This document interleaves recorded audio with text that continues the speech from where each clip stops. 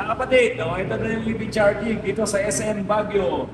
Parehas yan ng 50 kilowatts. Yan, okay. So, pwede na pala kayo talagang bumili ng electric vehicle. Lalong-lalo na kung dito kayo sa Baguio. Ito na yung EV charging. Huwag na kayong matakot. So, ito naman, parehas lang naman. Magkaiba lang yung ano niya, yung nozzle niya. Yan, dito to sa Baguio City. Galing!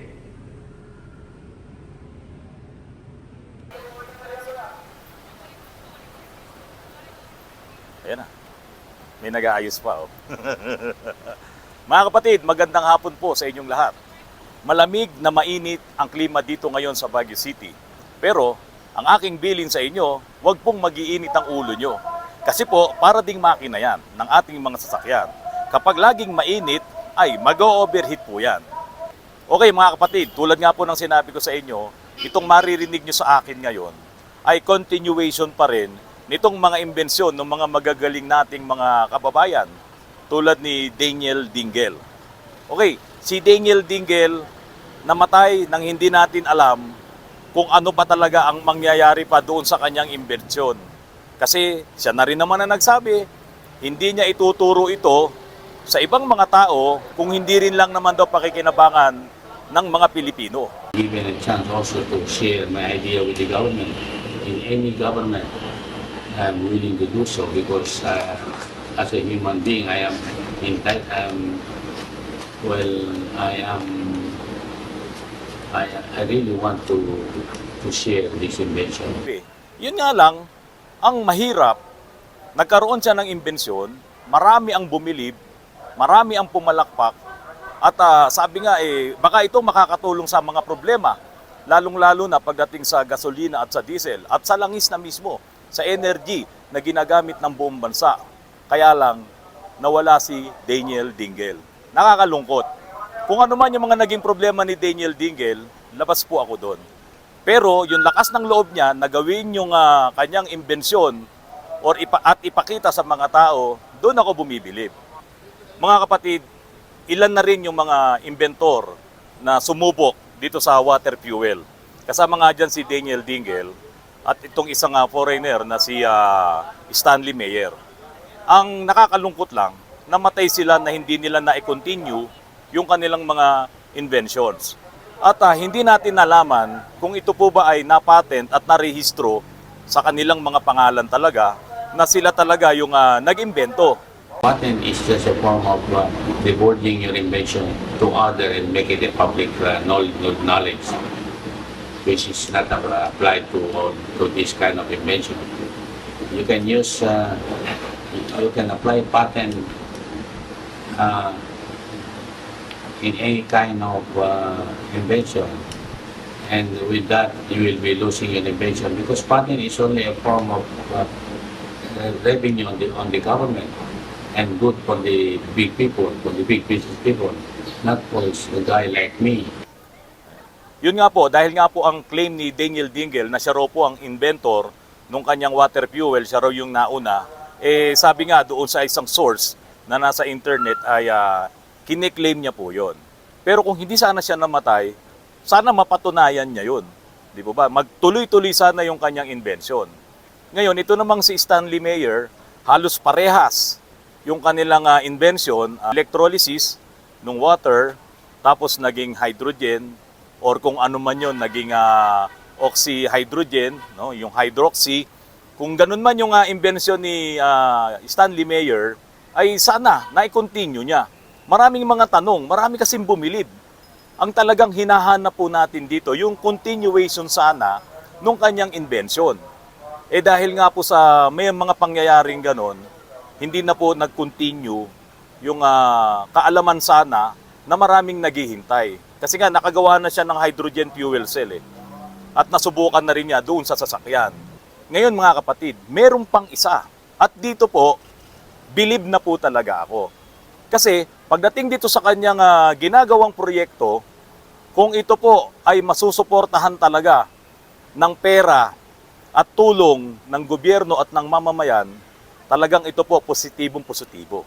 Kung babalik tanaw tayo doon sa proyekto ni Pangulong Ferdinand Edralin Marcos, yung si Apo Marcos, tungkol doon sa Bataan Nuclear Power Plant, baka sumagi sa isipan nyo na itong proyekto ni Mr. Elias ay katulad din nitong Bataan Nuclear Power Plant. Kasi po kung ako ang tatanungin nyo, personal na pananaw ko lang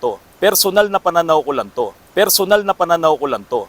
Nang makita ko yung video ni Mr. Elias, ang tingin ko po dito, ito po yung nuclear fusion. May mga gumagawa na po niyan. 1950s pa lang may gumagawa na niyan. Pero hindi pa yan talagang nadidevelop ng tama at maayos. Kaya nga dito sa larangan ng proyekto ni Sir Elias, nag-uunahan po talaga sila kung sino ang makakadevelop ng magandang nuclear fusion. Mga kapatid, bilang respeto ko po kaya Sir Elias, hindi ko po babanggitin dito sa vlog ko kung ano yung nalalaman ko tungkol dito sa nuclear fusion. Isang bagay lang po ang babanggitin ko. Kasi nga po, dito nakukonekta yung mga sinasabi ng marami nating subscribers na ang Pilipinas daw ay mayaman sa deuterium. Yung po kasing hydrogen, meron po siyang isotopes. Ang deuterium po kasama yung tritium na ginagamit po upang makabuo tayo ng helium. Dahil nga po sa imbensyon or project ni Mr. Elias ay yung tinatawag nating electroplasma generator. So narinig nyo yung salitang plasma. At para makabuo ka po ng plasma, kailangan mo pong gawin yung magnetic confinement fusion.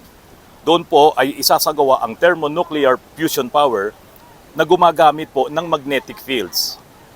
Iipunin po doon, i-confine doon ng fusion fuel para po makabuo tayo ng plasma. At kailangan din po ng fusion reactors. Dito po ngayon papasok mga kapatid, yung deuterium. Kasi po, para po makabuo ng reactors, ay i-combine mo yung nuclei ng deuterium at yung tritium para makabuo po ng alpha particle at yun nga po, yung helium. Yun po yung magiging reactants.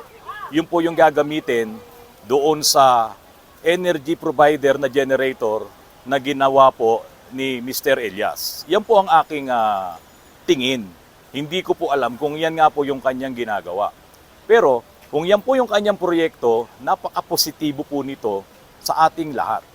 Sabi ko nga po sa inyo, hindi ko nahuhukayin kung ano po itong sinasabi ko dahil sa totoo lang, marami na rin naman pong gumagawa nitong proyektong ito.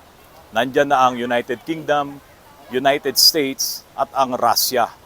So ginagawa po nila yan, kasali dyan ang NASA, kasali dyan si Tesla at iba pang mga malalaking grupo ng mga scientists gumagawa po ng project na to. Nabalitaan natin noon na mayamang-mayaman tayo dito sa deuterium. Kaso, merong lumabas na research na hindi po pala totoo to. At yan ay sinabi po ng former dean ng University of the Philippines na si Roger Posadas. Hindi daw po ito totoo. At yan nga po ay inireport din ng Rappler. Okay, totoo man yan o hindi totoo. Ang importante po dito, nasimulan na po ni Mr. Elias yung proyekto. Sabi ko nga po sa inyo, kung mali yung aking hinuha, kung mali yung sinasabi ko, ang importante dito ay nasimulan na po ito ni Mr. Elias. Ang kalaban niya rito, malalaking bansa, malalaking mga negosyante. Samantalang si Mr. Elias, nag-iisa siya rito sa proyektong ito. Kailangan niya rito ang suporta ng gobyerno para mahukay sa malalim na parte ng dagat itong deuterium. Yun nga lang, yung tritium, medyo rare din yan. Kaya doon din nagkakaproblema ngayon yung ibang gumagawa ng proyekto na ito para makabuo ka ng helium, para gumana yung sinasabing proyekto ni Mr. Elias. Mga kapatid, positive po sa pag-produce ng enerhiya itong nuclear fusion na ito. Talaga pong marami nang gumagawa nito ngayon at naguunahan sila. At ang maganda dito, nasimulan na to ni Mr. Elias. Naipakita na niya kung paano ito gumagana. Mga kapatid, ito pong proyekto ni Mr. Elias ay hindi po ordinaryong proyekto. Kung meron na kayong nakitang mga hydrogen plant na nakikita nyo sa mga video sa YouTube at sa mga vlogs ko, masasabi nating hindi rin siya ordinaryong mga power plant.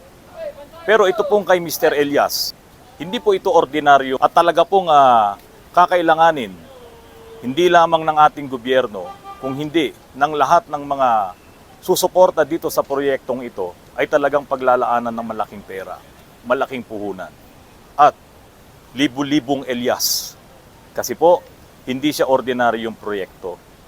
Mga kapatid, kung matutuloy itong proyekto na ito, at kung tutulungan tayo sa awa ng Diyos, ito'y maging successful, makikita nyo po, dadami yung katulad ng Pajero ni Mr. Elias na napaganan na niya na hindi po gumagamit ng fossil fuels at baterya. Pero electric motor na po siya. Napaganan na po yan ni Mr. Elias. At yung kanyang kabahayan, ginagamit niya yung generator na hindi na po siya nakakabit sa Meralco Power. 2 aircon lang niya ang nakakabit sa Meralco Power. Kaya mga kapatid, ito pong development na ito, dito sa kanyang proyekto, nakadugtong dito yung deuterium. Hindi nga lang po yan nabanggit ni Mr. Elias, kasi nga po, para sa kanya, sekreto. Ako naman po, pananaw ko lamang po ito. Kung tama po yung pananaw ko, kayo na po ang bahala. Kung mali po yung pananaw ko, ituloy po ni Mr. Elias yung kanyang proyekto na talaga namang siguro sa tingin niya ay makakatulong unang-una na sa Pilipinas at susunod sa buong mundo. Kaya Mr. Elias, sana po humaba pa ang buhay mo para matapos mo itong proyektong ito. Kasi galing na kami sa Department of Energy, Department of Science, National Electrification, pero tahimik sila. Although sa National Electrification ay nirekomenda na nila. Kumbaga, sabi nga nung administrator, kasama na yan sa aming nire-recognize na nila. Ngayon, ito po ang aking iiwan. Maiksi lang naman tong sinabi ko sa inyo. Kung mawawala si Mr. Elias, kung mawawala yung kanyang proyekto, walang magtutuloy. Katulad ng mga nauna nating mga inventor.